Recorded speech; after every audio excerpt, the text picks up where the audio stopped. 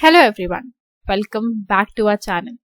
In this video, I'll be telling you about this poem called A Tiger in the Zoo.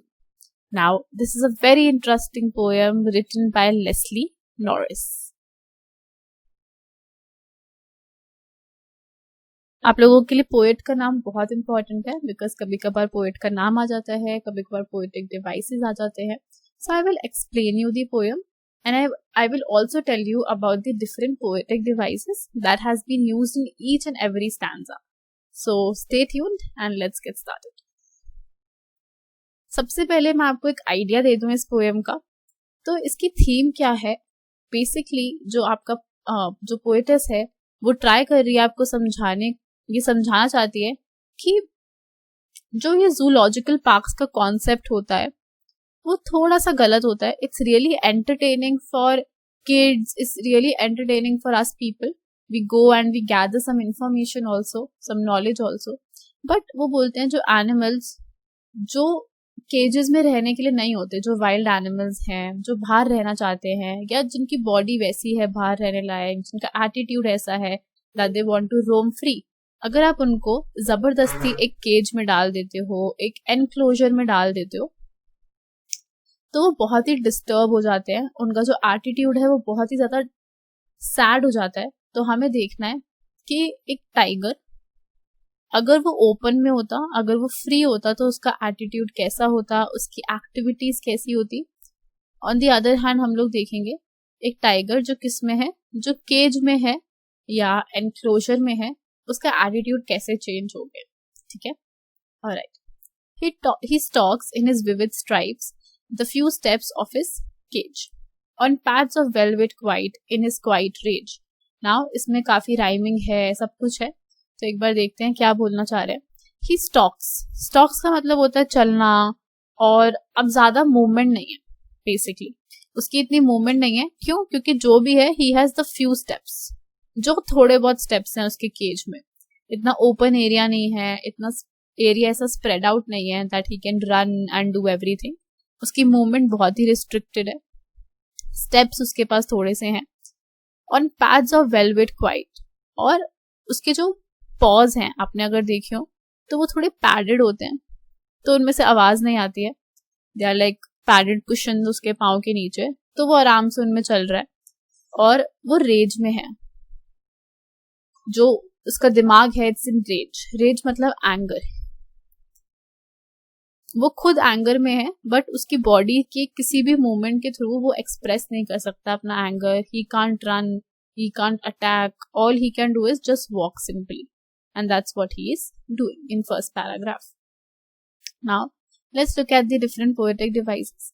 सो आपको पता है rhyming scheme क्या है, ABCB. Rhyming scheme मैं आपको एक बार बता देती हूँ कैसे हम यूज करते हैं. सो यहाँ पे लिखा है स्ट्राइप्स. ओके, तो this is my first sound. Stripes की जो साउंड है, फर्स्ट साउंड है, उसको मैं ए बोलूंगी. उसके बाद लिखा है केज. अब यार स्ट्राइप्स और केज दोनों बहुत दूर दूर तक हैं, दोनों बहुत डिफरेंट साउंड्स हैं, तो इसको मैं दूसरा नाम दूंगी बी. नेक्स्ट है quiet. Stripe, cage, quiet. Quiet बिल्कुल अलग है ऊपर दोनों से, तो इसको मैं बोलूंगी सी.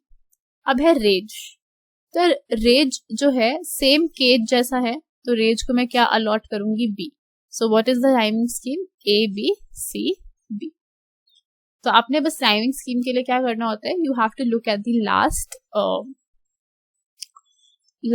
sound और the last word, उसकी sound आपको देखनी होती है. सेकेंड है हमारे पास है personification. इसमें क्या होता है कि आप जो भी आपके पास चीज है which is not a person, maybe it's an animal, maybe it's a thing, आप उसको as a person treat करते हो, as a person refer करते हो, as a human basically refer करते हो. ठीक है, तो उसे हम क्या बोलते हैं, पर्सोनिफिकेशन. तो यहाँ पे डेफिनेटली पर्सोनिफिकेशन यूज किया गया है बिकॉज टाइगर को उसने एज अ पर्सन ट्रीट किया. मेटाफर क्या होता है, आप कंपैरिजन करते हो, you make a comparison without directly comparing, without using words like and as. यहाँ पे जैसे कंपैरिजन किया है, जो टाइगर के पॉज हैं they have been compared to pads of velvet, but ना तो पोएट ने एज यूज किया है ना तो लाइक यूज किया है. फोर्थ है आपका enjambment. This is a very important poetic device, आपने पहले यूज नहीं किया होगा. अब एनजैममेंट में क्या रहता है कि आप सेंटेंस लिखते हो, there is let's say one sentence that you have written, then the other sentence, but इसके एंड में, फर्स्ट सेंटेंस के एंड में there is no punctuation mark. कोई कॉमा नहीं, कोई फुल स्टॉप नहीं, कोई क्वेश्चन मार्क नहीं, there is no punctuation mark. उसको हम क्या बोलते हैं? एनजैममेंट. मैं एक बार आपको दिखा देती हूँ यहाँ पे कहाँ एनजैममेंट यूज की गई है. जैसे यहाँ पे ऊपर देखिए स्ट्राइप्स, उसके बाद there is no comma, no punctuation mark, nothing. तो हम इसको क्या बोलेंगे? We will call it enjambment. Okay, next is your imagery. Imagery क्या होता है कि आपके सामने पोएट क्या कर रहा है? he or she, they are trying to basically create an image in front of you. Imagery मतलब वो आपकी जो इमेजिन करने की सेंसेस हैं उसको इनकरेज कर रहे हैं. आप इमेजिन कर पा रहे हो उसको, ठीक है? उस जो भी पोएट बोल रहा है, पोएट वर्ड्स के थ्रू उसको लिख रहा है and you are imagining it, ऐसा लिख रहा है वो. So poet tries to create an image यहाँ पे अबाउट द टाइगर. यस, आपको आपके दिमाग में आ जाता है कि ओ टाइगर इज मूविंग एंड वो अपनी मूवमेंट कर रहा है, कुछ कर रहा है, तो उसे हम इमेजरी बोलते हैं. Sixth is consonants, seventh is assonants. ये दोनों आज तक आई एम श्योर आपने नहीं देखे होंगे कभी, बिकॉज ये 10th में फर्स्ट टाइम इंट्रोड्यूस होते हैं. 10th में भी इतना बताया नहीं जाता है इनके बारे में, they are almost neglected, but I think we should have a look at them at least once. Exam में आए ना आए, और अगर आ भी गए तो वी आर प्रिपेयर्ड, राइट? सो पहले मैं आपको एसोनेंट्स बताती हूँ कि क्या होता है. सो एसोनेंट्स इज बेसिकली, आप क्या करते हो? आप एक सेंटेंस लेते हो और कोई वावल लेते हो, ठीक है? You take one vowel.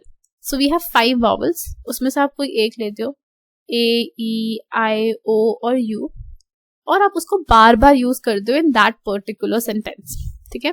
कहीं पे भी, स्टार्टिंग में, एंडिंग में, कहीं पे भी आप यूज करते हो. एग्जाम्पल देखते हैं. जैसे यहाँ पे आई जो है, it has been used to create the effect of assonance. Let's see how in this sentence. यहाँ पे I है, यहाँ पे I है, यहाँ पे है, इधर है, हर जगह. तो I कहीं पे भी हो सकता है. It can be in between this word, it can be in between the, it can be after the, it can be in the last, it can be in the beginning, it can be anywhere. तो उसे हम क्या बोलते हैं? assonance. कि आप भाई एक वॉवल पकड़ लो, उसको पूरे सेंटेंस में अलग अलग जगह स्प्रेड कर दो, देन हम उसे क्या बोलेंगे? एसोनेंस. सिमिलरली यार, वावल्स का ऑपोजिट क्या होता है? कॉन्सोनेंट्स. जो आपके बाकी के लेटर्स होते हैं apart from A, E, I, O, U, all the other alphabets, तो आप उनको अगर अपने सेंटेंस में यूज करते हो, अलग अलग जगह स्प्रेड कर देते हो, तो उसको हम कॉन्सोनेंट्स बोलते हैं. जैसे यहाँ पे स्टॉक्स हिज स्ट्राइप्स, तो S has been used a lot of times, sometimes in the beginning of the word, sometimes towards the end, तो आपको उस हिसाब से देखना. Then we have oxymoron. Oxymoron is like you are using 2 qualities together. तो यहाँ पे हम लिखते हैं quiet rage. So rage is, आप जब बहुत गुस्सा होते हो, बहुत एंग्री होते हो. क्वाइट इज शांत. तो यहाँ पे उन्होंने दोनों चीजें साथ में यूज करी गई हैं, 2 बिल्कुल ही ऑपोजिट चीजें. ऐसे इफेक्ट को हम क्या बोलते हैं? ऑक्सीमोरॉन. Next answer. अब वो बताता है कि यार आप टाइगर से what are the real expectations. जो एक नॉर्मल टाइगर होता है उससे रियल एक्सपेक्टेशंस क्या होती है? He should be lurking in shadow, sliding through long grass, near the water hole where plump deer pass. तो उसे क्या करना चाहिए? उसे बल्कि शैडोज में घूमना चाहिए, स्मार्ट बन के, कि कभी किसी डियर को पागल बना रहा है, कभी किसी प्रे को पागल बना रहा है, तो उसे ऐसे अपनी शैडोज में घूमना चाहिए. लॉन्ग ग्रास का यूज करे फॉर कैमोफ्लाज और ये सब, अपने आप को छुपाने के लिए. फिर उसके बाद वाटर में धीरे धीरे जाके he'll go and he'll attack that plump deer. Plump मतलब होता है हेल्दी डियर, कि एक अच्छा खासा डियर को वो अटैक करेगा, एक हेल्दी डियर को वो अटैक करेगा जो उसका डिनर बनेगा. मैं आपको इसकी राइमिंग स्कीम बता देती हूँ. यहाँ पे लिखा है शैडो, तो let's just call it A. Then grass, it's completely different from shadow, I will call it B. Then we have hole, again very different, I'll call it C.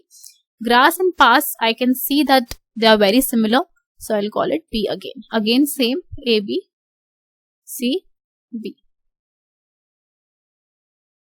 Okay, so rhyming scheme is given to us. Again इधर भी यहाँ पे भी एंजाममेंट use किया गया है. अब देख लेते हैं हम लोग. तो यहाँ पे कहीं पे भी इन दो सेंटेंसेस में no punctuation mark is there in the end, no comma, no full stop. यहाँ पे क्या यूज किया गया है? They have definitely used enjambment. Then alliteration. Alliteration क्या होता है कि यार आप एक साउंड उठा लो, उसको आप यूज करोगे सेंटेंस में बट हमेशा स्टार्टिंग में. ओके, अभी हमने कॉन्सोनेंट्स और एसोनेंट्स किया था. कंफ्यूज मत होना. कॉन्सोनेंट्स और एसोनेंट्स में क्या होता है कि आप जो भी आपकी साउंड है it can come anywhere. Starting में हो सकती है वो, फिर कहीं मिडल में हो सकती है, फिर कहीं एंड में हो सकती है. तो it can be anywhere. But alliteration अगर आपने एक साउंड उठा ली है तो वो हर वर्ड के स्टार्टिंग में ही आनी चाहिए.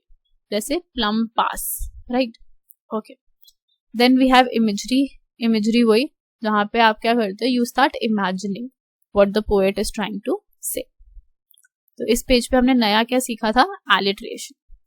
नेक्स्ट देखते हैं. ही should B gnawing around houses at the jungle's edge, baring his white fangs, his claws, terrorizing the village. तो उसको क्या करना चाहिए?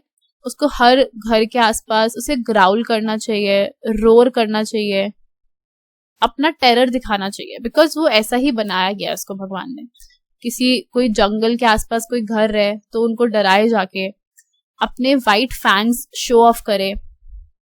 फैंग्स क्या होता है? अगर आपने ध्यान से देखा, जो टाइगर के टीथ होते हैं उनके एक ऐसे करके डैगर जैसे they have, I think they have 2 teeth.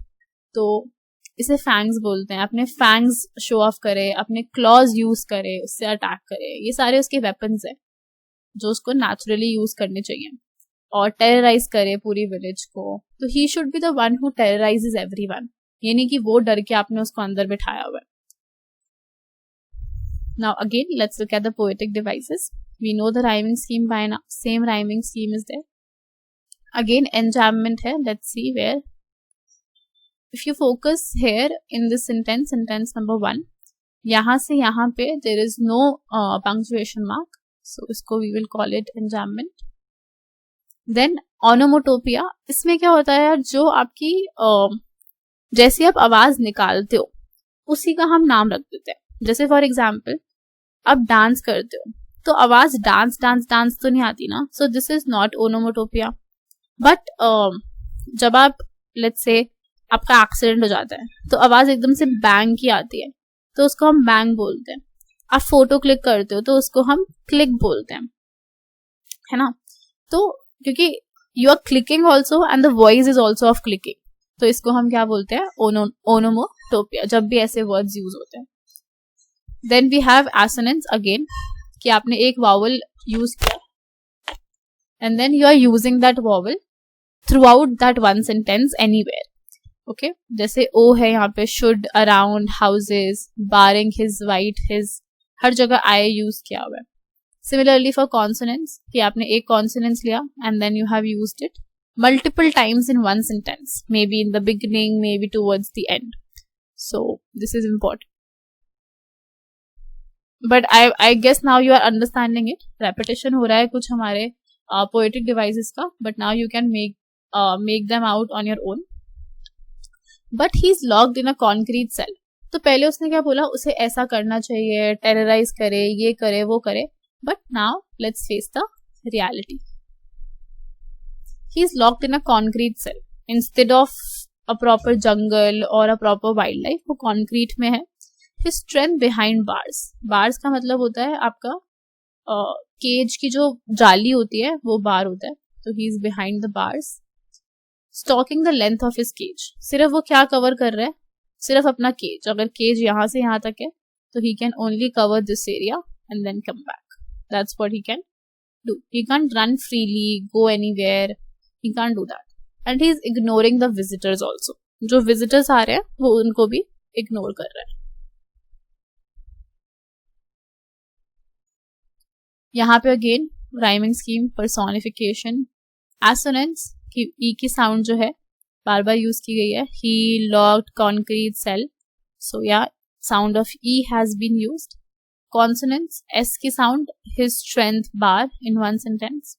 Alliteration, initially B की साउंड यूज करी गई है फर्स्ट वर्ड में, so alliteration is there, right.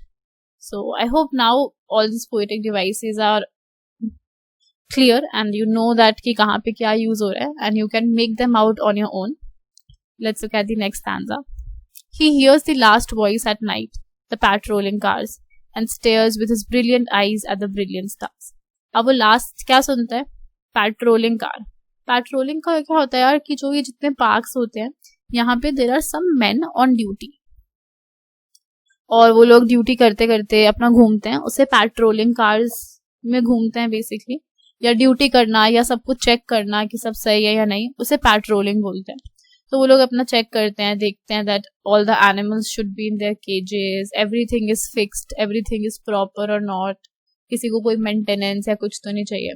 तो वो घूम रहे हैं और वो पूरा सुनता है, पूरे दिन वो बस बैठा रहता है, पेट्रोलिंग कार्स की आवाज सुनता है, और उसके पास कुछ होप है नहीं. He only looks at the brilliant stars, और उसे किसी से होप नहीं है, ना पेट्रोलिंग वाले लोगों से, ना ही विजिटर्स से, किसी से होप नहीं है उसको. We know rhyming scheme, we know enjambment is there. Alliteration देख लेते हैं. एच की साउंड है ही हियर्स. स्टार्टिंग में 2 बार एच यूज किया गया है, so we call this alliteration. Then we have assonance. I बहुत बार यूज किया in one sentence. With his brilliant, so I has been used. So now with this is the end of the poem. I hope you now know what the poem is telling us, and you also know all the poetic devices that are used in this particular video. We'll be loading more such videos about the poetic devices, so stay tuned. And if you have any questions, feel free to comment or drop a mail on this mail ID. And for other videos, for your NCERT Examplar, mathematics solutions, and for much more, please subscribe to the channel and enjoy. Thank you.